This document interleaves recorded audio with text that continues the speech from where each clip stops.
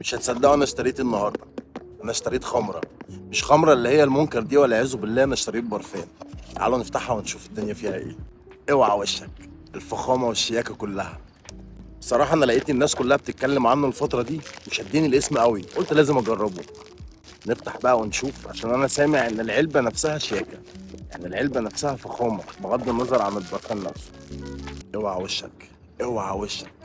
اوعى الشياكه والاناقه. جامد جدا. علبة شكلها شيك قوي، تفتح النفس بأمانة يعني.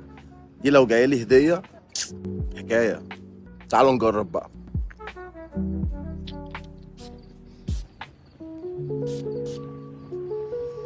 أحيي على الفخامة.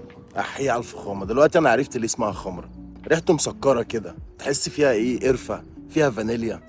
والميزة التانية اللي مهمة جدا لأي مغترب زي حالتي إن سعره مش غالي خالص، يعني تقدر تجرب حاجة فخمة من غير ما تصرف كتير. بصوا شكل العلبة عامل إزاي. حاجة شياكة شياكة جدا جدا يعني بأمانة. أنا أول مرة أشوف إزازة برفان بالشياكة دي. اللون الذهبي كمان مديها اناقه. مفيش كده. ده مش اعلان على فكره، بس فعلا ريحته خلتني اتكلم. لو بتحبوا العطور اللي فيها لمسه شرقيه خمره لازم تجربوه.